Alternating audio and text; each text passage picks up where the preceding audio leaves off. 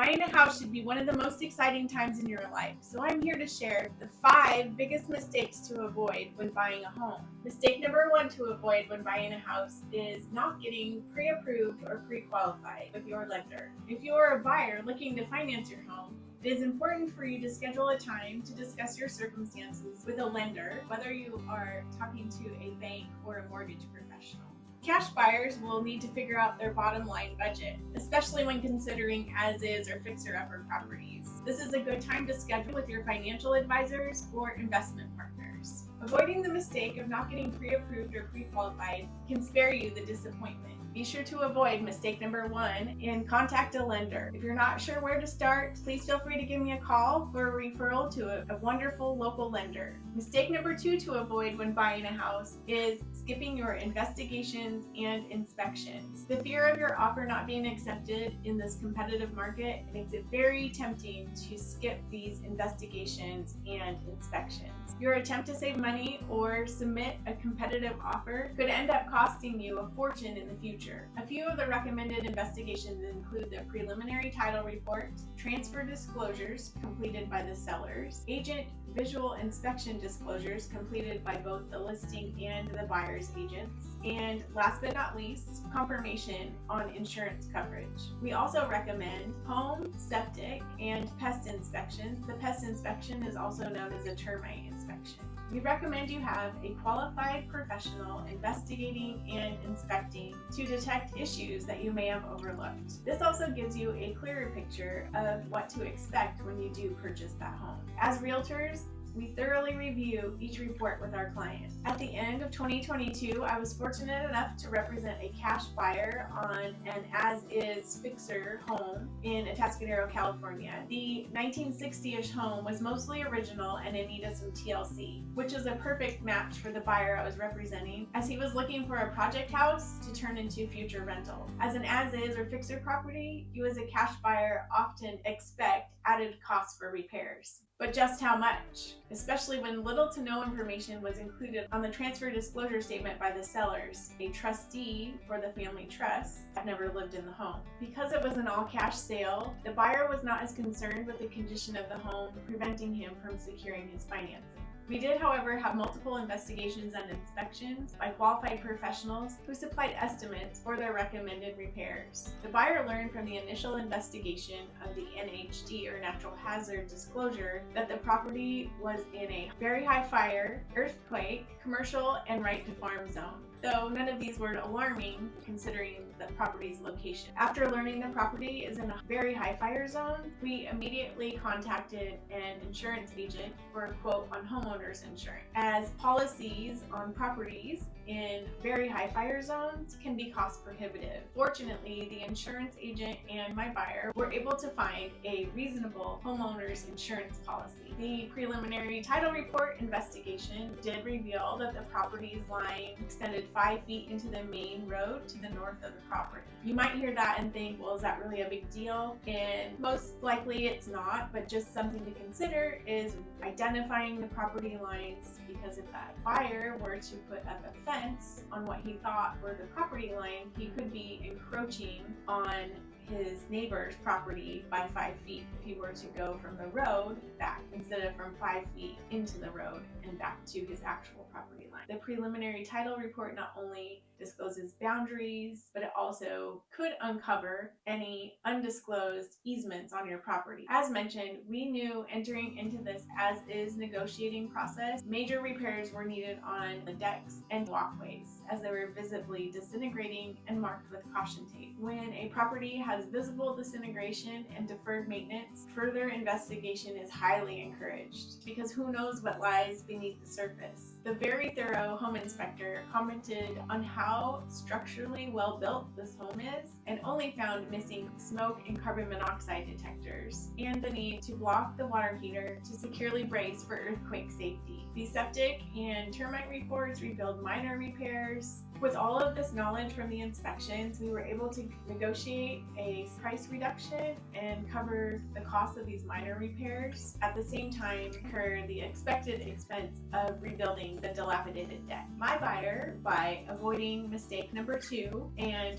not skipping his investigations and inspections, was able to close escrow with an active homeowner's insurance policy covering high fire zones, purchase an as-is fixer property for below asking, and begin the transformation of his investment property. Mistake number 3 to avoid when buying a house is not considering your long-term needs, both financial and personal, such as how long do you plan to be in the home? Where do you see yourself or your family in 3 or 5 years, and maybe even up to 10 years down the road? Any less than 2 years, and you may consider renting. Or determine if there's a penalty for selling your home before you live in it for 2 years. Living in your home for more than 2 years has its benefits, such as year-over-year appreciation, and you have time to make it your own. Once you've taken the time to answer the previous questions, there are 3 additional criteria that you'll want to consider when buying a home: location, price, and style and condition of the home. As far as location goes, something you might consider is, do you plan to be transferred for your job, or do you plan to move your business in the next few years? For instance, you're living in Paso, Robles, but you plan to open your business in Atascadero, which is about 15 minutes south of Paso Robles. Your husband also works in San Luis Obispo, and your soon-to-be high schooler may be transferring to a private school in San Luis. In this situation, it may be difficult to determine or settle on the best location. After discussing the situation with your family, you decide that you are tired of driving back and forth between Paso Robles and Atascadero for both work and after-school activities. You decide to start looking for a home in Atascadero now, planning for your family's future and to reduce your overall drive time. Or do you decide to stay in Paso Robles after determining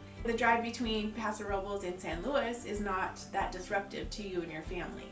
The second criteria you want to consider when buying a home is pricing. And how do we determine what price is best for you? The best way to go about this is to set a household budget, preventing you from overextending yourself financially, and ultimately deciding on a house payment amount that you feel comfortable with, including taxes and insurances, so you will continue to live comfortably and love homeownership. Consider more than the final sales price and your mortgage payment. Determine with the help of your buyer's agent and investigation professionals if you will have added fees because of where your home is located and or the condition of the home. For example, if the home you're buying is in a gated planned development community, you may have homeowners association and Melrose taxes you may have not anticipated, and could put additional strain on your overall household budget. One last thing on pricing. Remember, with too good to be true pricing, the price of the property may be reflecting disclosed conditions or known repairs needed, which can translate into future expenses and potential barriers to financing. The third criteria to consider when buying a home is the style or condition of the home. Is it move-in ready or is it a fixer? This topic can really be a video all on its own, which I could cover in a future episode. Now I'm going to give you 4 things to consider when deciding on the style or condition of the home. Number 1 is financing. A first-time homebuyer needing to secure a loan to purchase the property will need to meet a few criteria. All flooring must be installed, no foundation issue can be mentioned, and Section 1 pest repairs must be completed, just to mention a few. The second thing to consider if you are a cash buyer without financing, are you flipping or reselling the home? And does the cost of the repairs make sense for the value of the home after the project is completed? Also, how quickly can you complete the project? You may also want to consider, can you create cash flow using it as a vacation or short-term rental? The next thing to consider when it comes to style and condition is really your personal preference. Do you like a single family residential home or a multi-family unit such as a condominium or duplex? Additional personal preferences that come into consideration are aesthetics of the home, the materials that were used to build it, the landscaping that's currently present, or is there a project that you envision for the future? You will find a few choices in structural styles on the Central Coast, including contemporary, farmhouse, Mediterranean, and a cottage or bungalow style. One additional thing to consider with style and condition of a home is maintenance. Are you someone who is willing to do the maintenance yourself, or will you need to hire a handyman or professional to complete the work for you? This could be an additional expense. A few examples of maintenance expenses might be landscaping. You might be a little better off with drought-resistant plants. Another example might be maintenance of a roof. Do you have tile or is it composite material? We'll bring it back around, remembering to avoid mistake number 3 of not considering your long-term needs, both personally and financially. When buying a home, this can spare you frustration, disappointment, and financial loss. Mistake number 4 to avoid when buying a house is limiting your home search. In limiting your home search, the perfect property for you and your circumstances could be overlooked. You may be thinking, oh, we already have our dream house picked out exactly where we want to live, and we don't want to look over there. Please keep in mind that when buying a house, it's more a process of elimination than it is of selection. The more information you can share with your buyer's agent on selection criteria such as location, price, personal preferences, style and condition of the homes, the better. Throughout the process of buying a house, you may find that your wants and your needs evolve. Keep an open mind and avoid mistake number 4 of limiting your search, and share with your buyer's agent your likes and, more importantly, your dislikes. Your real estate agent has access to the multiple listing service where new hot listings hit the market daily. By consulting with your buyer's agent, we can run a comparative market analysis that will show listings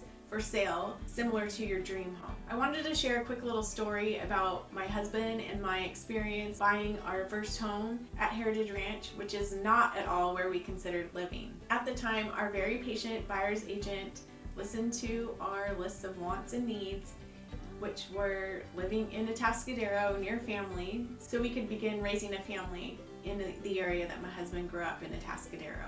We were newlyweds and young professionals working in northern San Luis Obispo County, and we knew from our previous experiences of living in Austin, Texas, and New Jersey that we wanted to keep our commute to less than 15 minutes, which really isn't an issue even in today's traffic. We also knew that we enjoyed the outdoors and outdoor activities. During our exciting search for the perfect home, we realized to buy a move-in ready home in our budget. We were quickly being led outside of our dream location of Atascadero. Buyer's agent showed us well over 10 homes, most of which were fixers, and well over our purchasing power, which would have left us little funds to do any required repairs, not to mention the possibility of not qualifying for financing for a first-time home buyer. As we realized through a process of elimination, our wants and our needs had evolved. We compromised. While Heritage Ranch was a slightly longer commute, somewhere between 20 and 30 minutes to work, the affordability of our move-in ready home and the outdoor amenities of hiking trails, swimming pool, and Lake Nacimiento access led us to buying our first home. We were able to update the home and make it ours, welcome our first child, and eventually upgrade it, using appreciation as our down payment on our second home as our family grew. Just a reminder to keep an open mind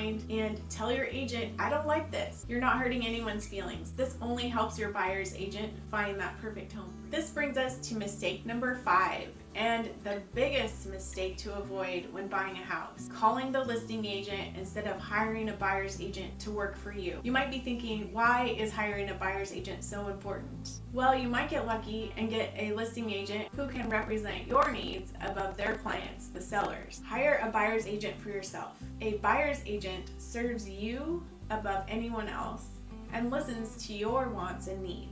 As you are navigating this journey to homeownership, you'll have a local expert who knows the area. The buyer's agent is a realtor working solely on your behalf, which is especially important during the negotiation process. Buyer's agents are excited to serve you before, during, and after the sale. Prior to the sale, your buyer's agent has access to the hot new coming soon listings on the MLS. Consult with your buyer's agent to receive these MLS updates, allowing you to schedule showings with your agent at your earliest convenience. The timing of your showing, and therefore the submission of your offer in this hot market, can spare you frustration and FOMO on buying your dream home. Oh, and did I mention, hiring a buyer's agent is completely free to you.